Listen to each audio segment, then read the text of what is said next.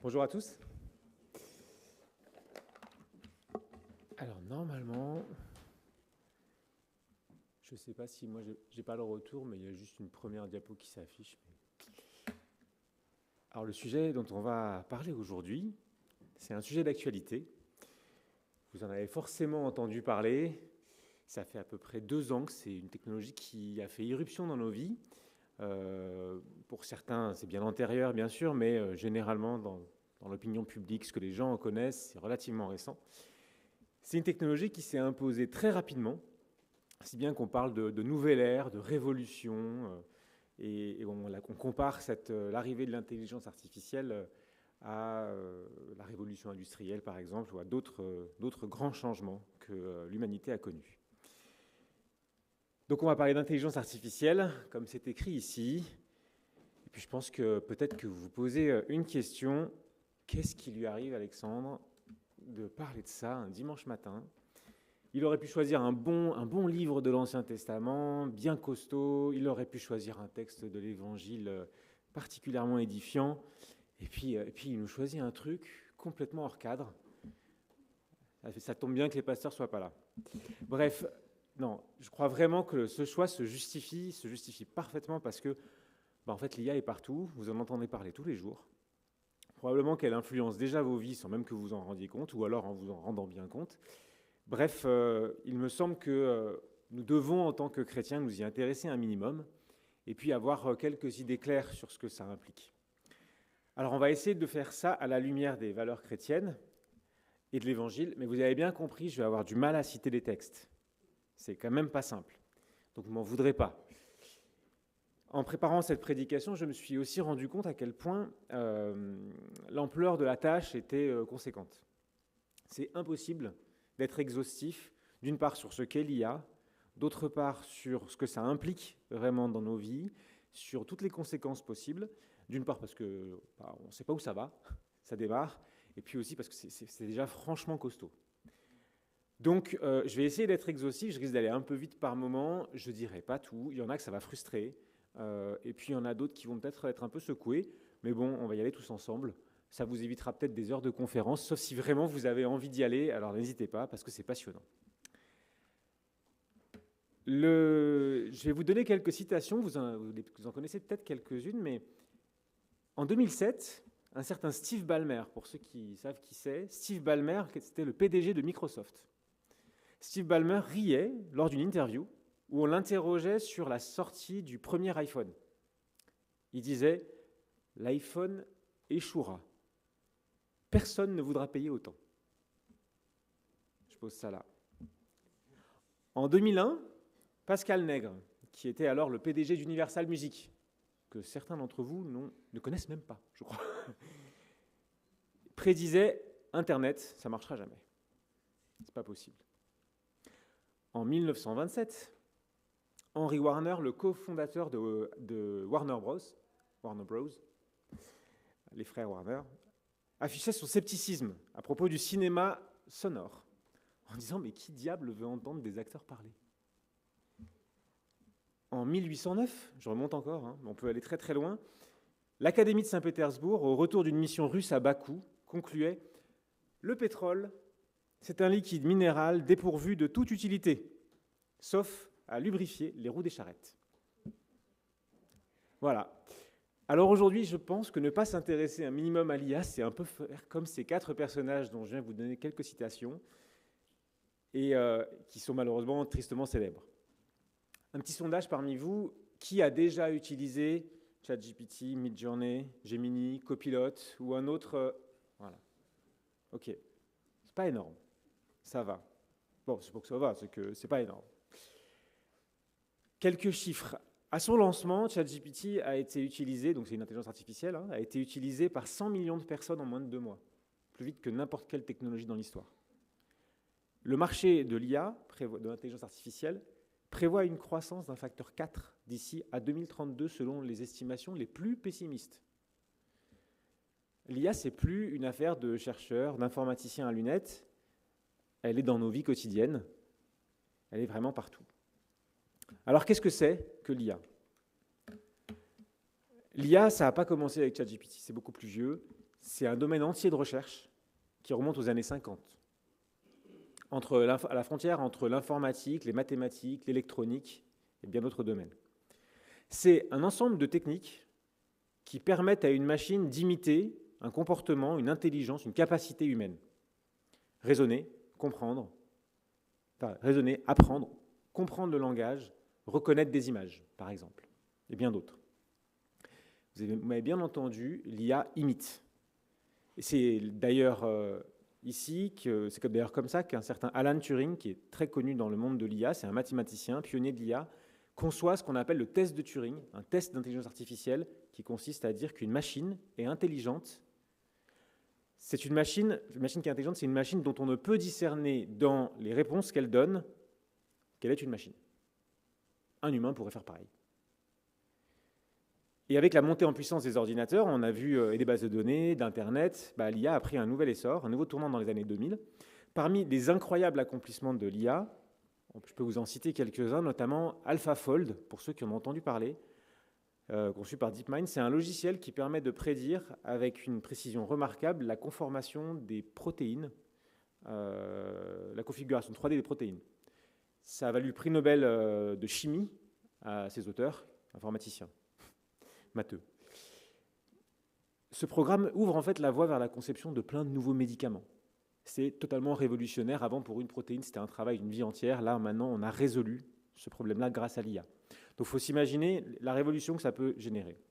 Mais ce qu'on retient aujourd'hui, c'est les IA génératives, celles qui sont capables de produire du texte, de parler, qui semblent vous comprendre, celles qui produisent des images, celles qui produisent des vidéos, celles qui produisent des sons. Bref, c'est un logiciel qui est capable de parler et de comprendre le langage comme le ferait un humain, quelle que soit sa langue, et de manière extrêmement naturelle. Parmi les IA génératives, on entend, vous connaissez surtout peut-être les Large Language Models, c'est comme ChatGPT, des intelligences qui sont capables de parler. Parler, pas tout à fait. En fait, ils prédisent, avec un calcul statistique, le mot suivant de la phrase. Et ils utilisent pour ça une base de données phénoménale qui est Internet. Donc ChatGPT et tous les autres, ils ne comprennent pas, ils calculent. Ils ne créent pas, ils recombinent des mots. Avec une précision remarquable, parfois mieux que certains adultes, faut aussi se le dire. ChatGPT simule une intelligence humaine, se comporte comme un humain à bien des égards, et aujourd'hui en plus est capable de vous parler oralement, de mettre le ton, d'avoir de la finesse, de la nuance dans sa manière de converser. ChatGPT n'a ni conscience, ni intention. On arrive sur une notion qui est très très importante. Qu'est-ce qui distingue l'intelligence humaine de l'intelligence artificielle? Et en fait, ne vous y trompez pas, c'est pas simple du tout de répondre à cette question. Il y a des livres entiers écrits sur ce qui nous distingue d'une IA perfectionnée, peut-être plus évoluée que ce qu'on voit encore aujourd'hui. Et ces livres, ils sont plutôt de haute volée. Ils touchent à des concepts philosophiques que je ne maîtrise pas, dans lesquels je me suis un peu noyé, mais qui sont passionnants, des concepts théologiques aussi, et évidemment, ce matin, on va passer très vite.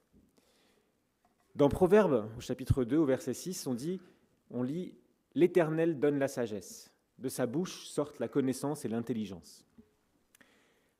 Pour comprendre ce que l'IA n'est pas, il faut tâcher de décrire ce qu'est l'intelligence humaine et en quoi elles sont différentes.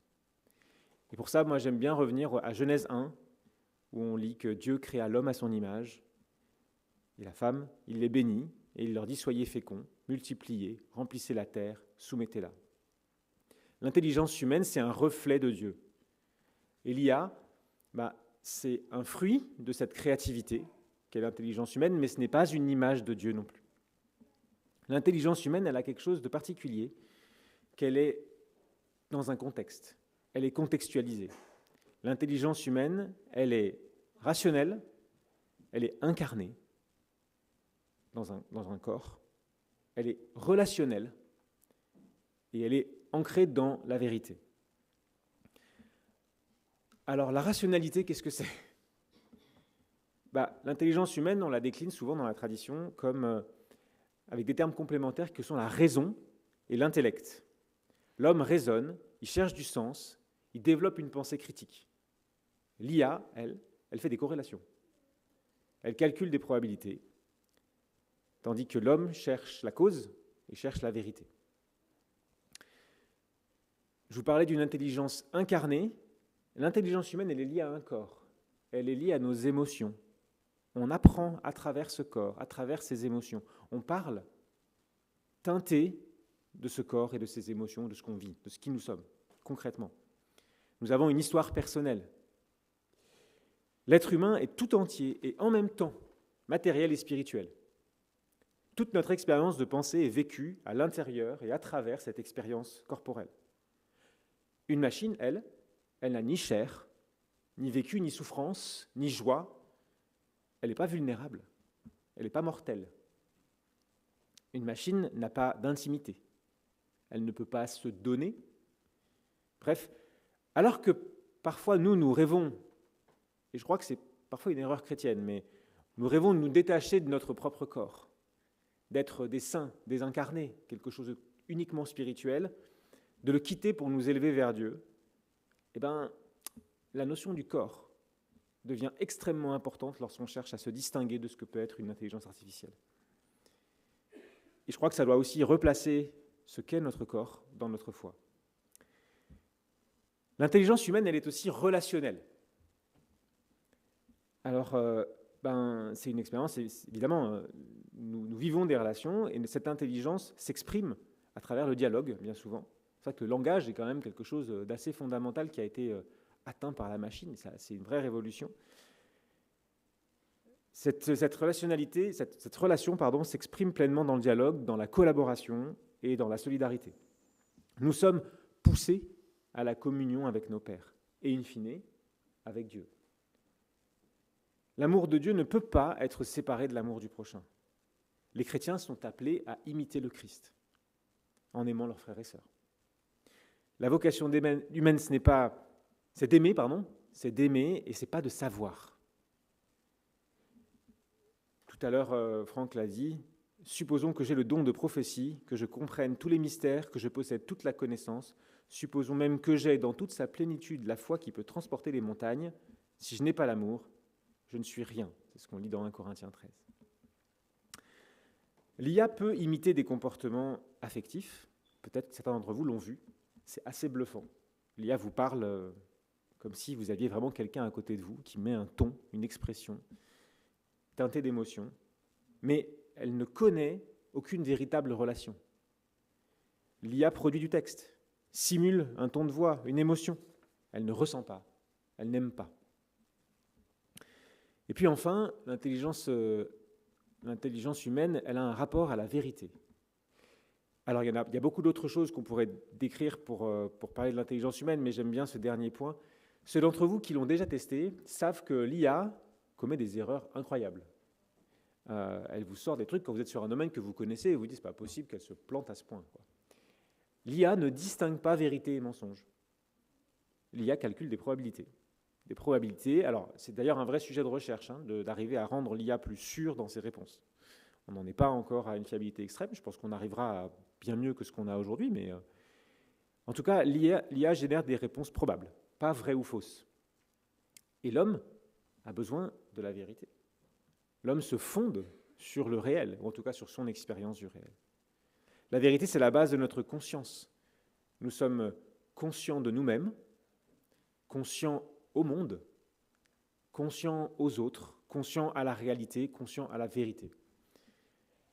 Alors si on résume, l'homme a été créé à l'image de Dieu, l'IA imite certaines capacités humaines, certains comportements, mais ce n'est pas une intelligence humaine, et encore moins un homme. L'IA n'a ni conscience, ni liberté, ni dignité, ni capacité d'aimer, ni intentionnalité. L'IA n'est pas incarnée, et ça compte énormément. L'IA, c'est pourtant un outil extraordinaire, produit de l'intelligence humaine, et qui est en train de révolutionner notre monde. Alors,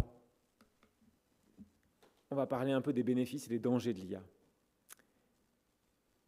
Les discussions éthiques sur l'IA sont passionnantes, très passionnées aussi. Elles soulèvent beaucoup de difficultés, comme celle, par exemple, de la responsabilité d'une décision médicale qui serait entièrement prise par une IA. ou d'un gouvernement complètement contrôlé par l'IA pour notre bien, avec un algorithme extrêmement précis, bien meilleur que ce que feraient beaucoup de personnes, ou sur voilà, énormément de systèmes qui pourraient être mis en place et sans contrôle humain. Alors, on ne va pas tout aborder aujourd'hui, c'est juste impossible. Je vais essayer de balayer rapidement 2-3 sujets, et puis pour vous donner envie de creuser ça, ou en tout cas vous dire que ce n'est pas neutre d'utiliser une IA. On va parler d'abord d'IA et de société. Alors oui, l'IA peut être d'une grande aide pour la gouvernance de nos sociétés. Grâce à l'analyse massive des données, à l'accès immédiat, à l'accès élargi au savoir, grâce à l'innovation technologique, elle peut faire de notre société une société plus juste, une société plus équitable, où l'accès aux droits est simplifié, par exemple. Mais ça peut être aussi un moyen de concentration des pouvoirs technologiques entre les mains de quelques acteurs puissants, OpenAI, Google ou bien d'autres. L'IA peut accentuer encore la fracture entre riches et pauvres, faire courir des dangers énormes à nos démocraties, prendre le contrôle finalement. L'IA devrait donc être mise au service d'un progrès plus sain, plus juste, plus humain, plus social que le capitalisme anarchique peut-être. En tout cas, l'IA reste un outil qui sert les intérêts de celui qui le manie, de celui qui l'a conçu. Mais l'IA, c'est aussi un outil qui peut, au service d'hommes et de femmes de bonne volonté, voilà, servir le bien, servir Dieu. Donc, ce n'est pas interdit. Dans les relations humaines, comme d'autres technologies, et en particulier des technologies de communication, l'IA a les moyens de favoriser les relations entre les hommes et les femmes. Entre les hommes et les femmes, pas seulement, entre tous les hommes. De favoriser les relations, notamment en facilitant la traduction. Moi, je me rappelle plus jeune avoir entendu des missionnaires me raconter leur immersion dans des pays obscurs pour apprendre une langue et puis traduire la Bible. Vous vous rendez compte de la capacité d'algorithmes, enfin d'IA comme celle dont on parle, pour la traduction en instantané, aujourd'hui, de n'importe quelle langue. L'IA pourrait permettre, par exemple, à des personnes plus isolées de se sentir moins seules.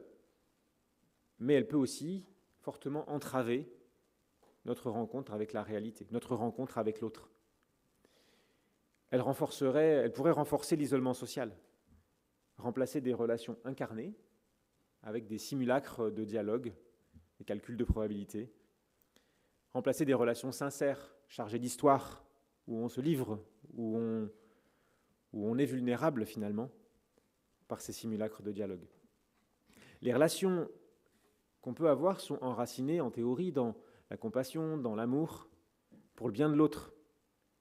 Et ces relations sont irremplaçables pour favoriser le développement de la personne. Nous sommes appelés, nous, en tant que chrétiens, à nous impliquer de manière sérieuse, de manière concrète dans le monde, au point de nous identifier avec la personne souffrante. Ça, c'est l'Évangile qui nous le dit. De prendre soin de l'autre comme le bon Samaritain. Nous sommes appelés à aller à la rencontre de notre prochain, à l'aimer malgré ses imperfections. Alors on ne peut pas laisser l'intelligence artificielle nous déshabituer des petites tensions qu'il peut y avoir, des frictions qu'il peut y avoir entre nous,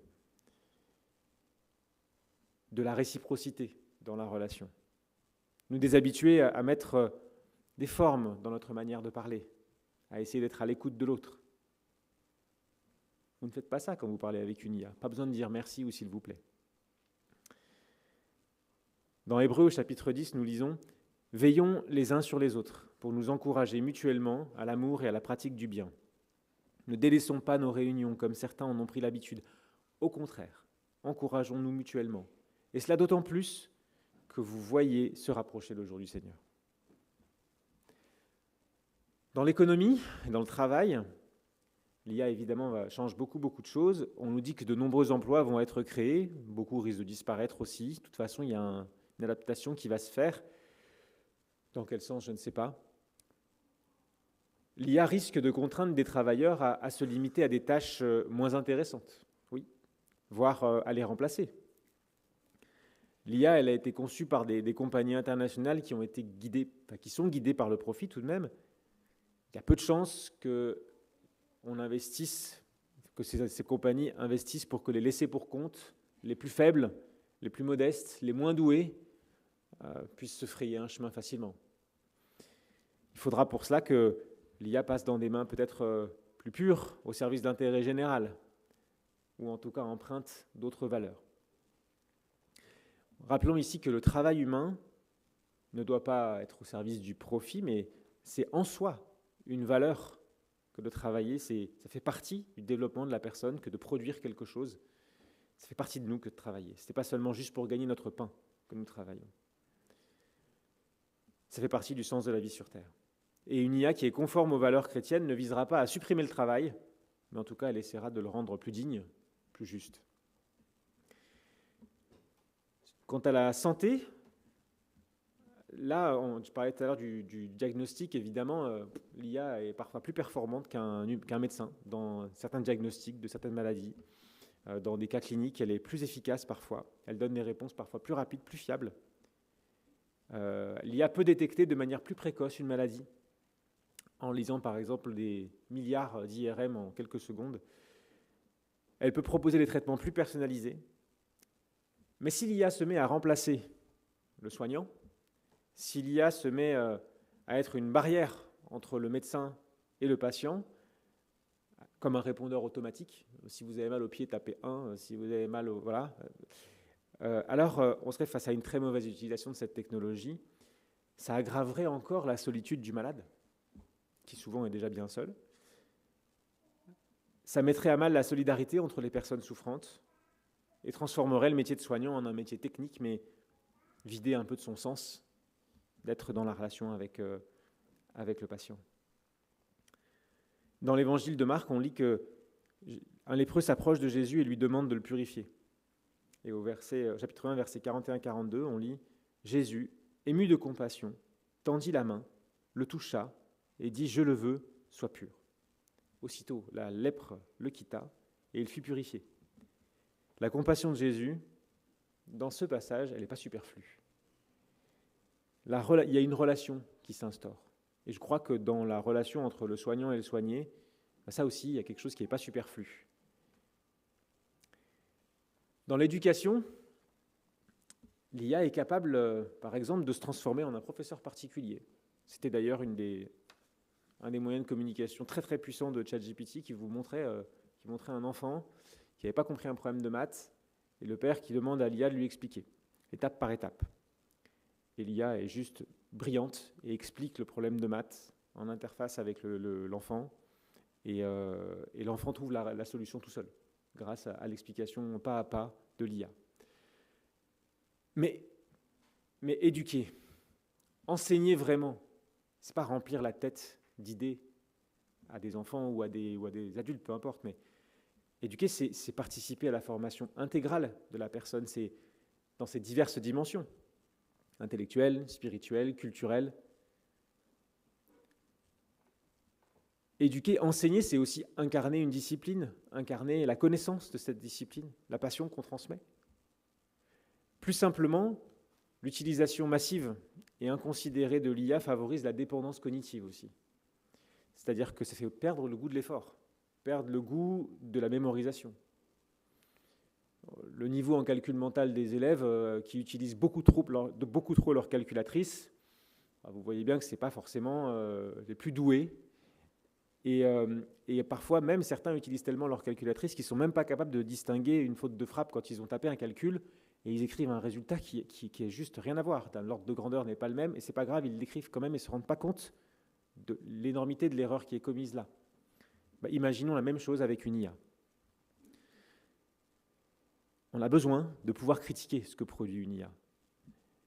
Donc on a besoin de savoir quand même. Dans Proverbes au chapitre 4, on lit « Acquiert la sagesse, acquiert l'intelligence, n'oublie pas les paroles de ma bouche, ne t'en détourne pas. Ne l'abandonne pas, elle te gardera. Aime-la, elle te protégera. Voici le commencement de la sagesse. Acquiert la sagesse et avec tout ce que tu possèdes, acquiert l'intelligence. » Un autre domaine encore qui me tient bien à cœur, c'est l'écologie. L'IA est très prometteuse pour notre relation à l'environnement. Elle peut nous aider dans notre lutte pour le réchauffement climatique. Elle peut nous permettre d'optimiser nos ressources. On compte sur elle pour développer de nouvelles technologies qui soient moins polluantes. Mais aujourd'hui, il ne faut pas se leurrer, même si on parle de cloud et qu'on a l'impression que tout est dans les nuages, complètement dématérialisé, l'empreinte carbone d'une requête qui est faite à ChatGPT, on estime qu'elle est 5 fois plus importante qu'une requête qui est faite dans Google. Parce que l'IA, c'est des bâtiments entiers remplis d'ordinateurs avec des clims qui tournent pour stocker, calculer et stocker ces données.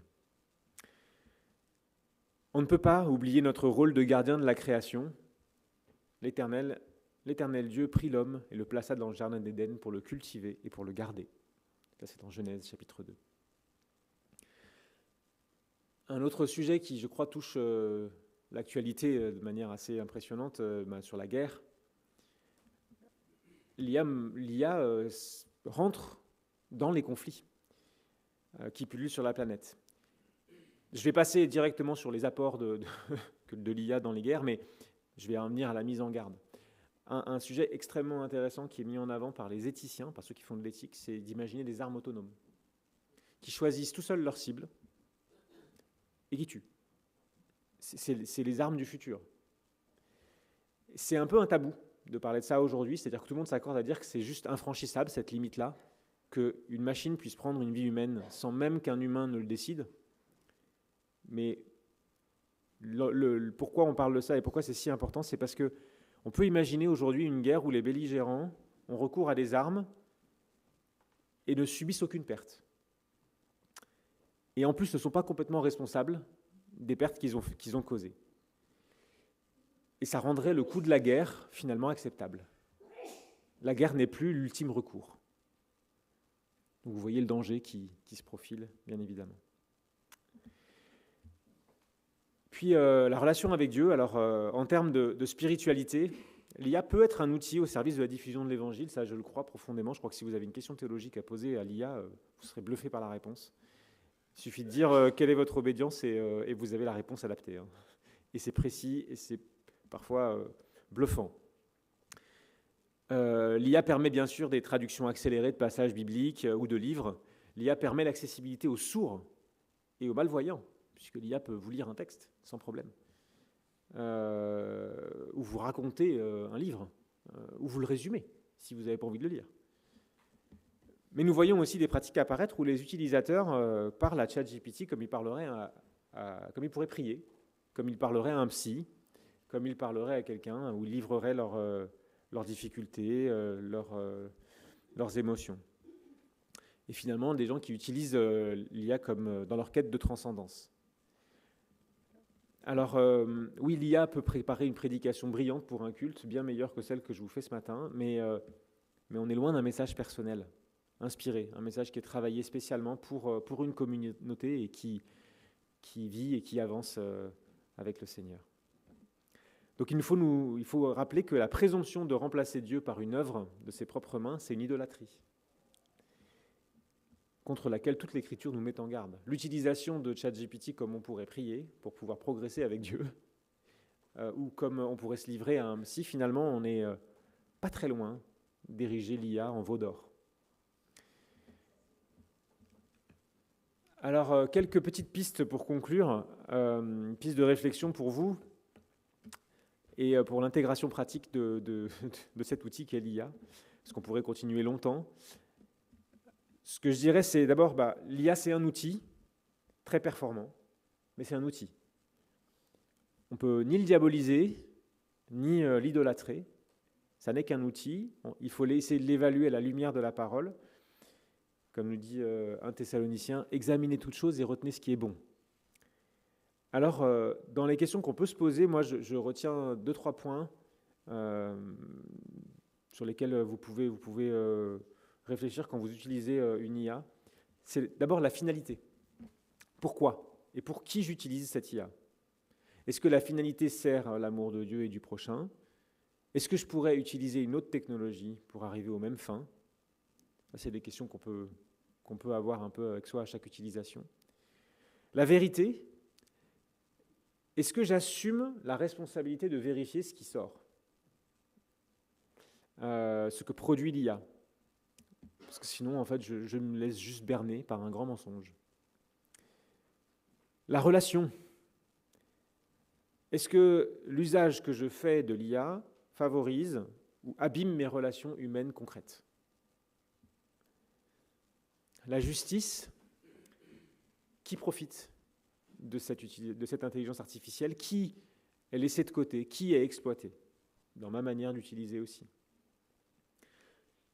La liberté, est-ce que je garde le contrôle? Ou est-ce que je deviens dépendant de la machine? Est-ce que je sais encore faire moi-même ce que je demande à une IA parfois? Et puis, enfin, je crois que c'est le filtre ultime, c'est l'éthique de l'amour. Est-ce que l'usage que je fais de l'IA sert à aimer Dieu et à mon prochain? Des fois, ça sert pas à ça, des fois, ça dessert. Bref, en tout cas, quelques questions que vous pouvez vous poser dans votre utilisation de l'intelligence artificielle ou dans ce qu'on vous recommande autour de vous. J'espère que ça vous a intéressé, que je ne vous ai pas trop perdu ou trop fait peur. Et je nous invite à considérer, à utiliser l'IA de la bonne manière, que Dieu nous aide pour cela, qu'il nous bénisse, qu'il nous octroie sa sagesse pour accompagner le développement de cette technologie dans la société, dans nos vies, dans notre utilisation, dans l'Église aussi, parce que je crois que ça va arriver, ça arrive déjà. Tout ça dans le but de soutenir le faible, de soutenir le plus fragile. Amen.